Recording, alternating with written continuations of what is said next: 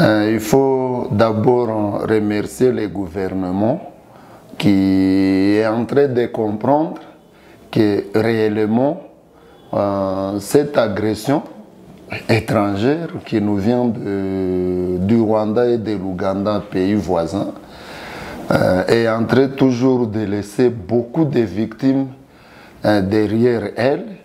Et pour nous, comme collectif de victimes de l'agression rwandaise, nous nous réjouissons encore de cette façon pour les gouvernements de comprendre que quand même il y a des victimes auxquelles on doit venir en aide.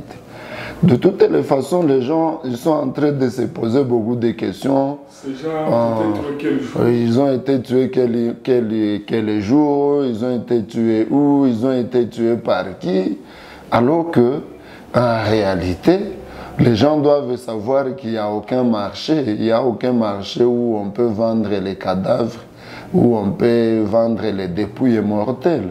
Donc les gens, il y a ceux qui sont morts bien sûr par les bombardements barbares des terroristes du M23. Vous allez vous souvenir que en réalité, jusqu'aujourd'hui, ces terroristes ne respectent pas les cessez-le-feu tel qu'il a été décrété par les processus de Luanda qui engagent la RDC et le Rwanda, qui tout le monde connaît que visiblement, de par les rapports des experts des Nations Unies, tout le monde connaît que c'est le Rwanda qui est sur le sol congolais. Alors, malheureusement, ce cessez-le-feu est en train d'être violé par les terroristes et on comprend bien les terroristes ne sont pas ordonnés, ils ne doivent qu'agir ainsi, mais quand ils font des dégâts, il y a toujours des pertes en vies humaines qui s'en suivent.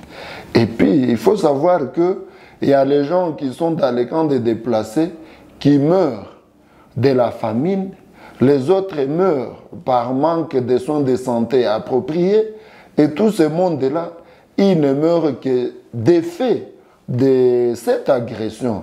C'est pourquoi le gouvernement a dit que quand même, comme ces familles n'ont pas été à mesure d'organiser les obsèques de l'heure, il faudrait que le gouvernement puisse prendre ça en charge afin que ses compatriotes, ces Congolais, soient inhumés d'une façon digne. Parce que tout ce que l'on doit toujours faire, c'est pour le respect de la dignité humaine que malheureusement les terroristes ne respectent pas.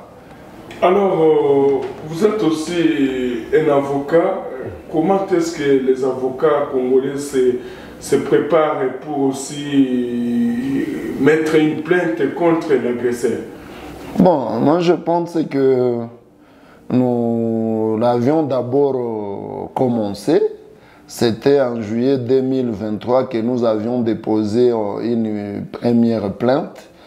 Et aussi en février 2024, on a déposé une dernière plainte. Et il y a une autre qui est en train d'être minutée pour que d'autres responsables qui sont déjà dans les rats du terroriste, comme cette dame que vous aviez entendue, qui était candidate gouverneur dans la province de la Chopo, dès que déjà l'on est confirmé qu'elle est aussi dans les rangs des terroristes, il faut que nous puissions quand même aussi la mettre dans la plainte afin qu'elle puisse un jour répondre non seulement devant la nation comme c'est une actrice politique, mais également répondre devant les instances judiciaires compétentes. Et nous connaissons que vous avez vu la fois passée, lorsque le ministère de la Justice nationale et garde des Sceaux a organisé le procès contre Nanga Kinshasa, vous avez vu comment les avocats, comme les bâtonniers nationaux Matadi Wamba, comment ils se sont mobilisés. Donc c'est une affaire qui concerne tout le monde, parce que nous, ici à Goma, bien sûr, nous portons les toges, mais ne vous en faites pas. À Rutshuru centre, à Rutshuru aussi, il y avait un tribunal d'épée. À Massissi, il y a aussi un tribunal d'épée. À Lubero, il y a un tribunal d'épée. ces tribunaux ne fonctionnent pas. Ceux qui avaient des dossiers là-bas, ils n'exercent plus. Donc, même si les terroristes arrivaient à Goma, donc les toges que nous portons vont pourrir dans nos cabinets. Et c'est pourquoi nous, comme aussi avocats, nous devons tout faire pour que ces gens-là soient découragés selon les moyens que nous pouvons disposer. Alors, quel est votre message aussi à la population de l'Est de la RDC qui est victime de cette agression? Aujourd'hui, nous enterrons Densa. Il n'y a pas de cela, on a enterré encore d'autres personnes.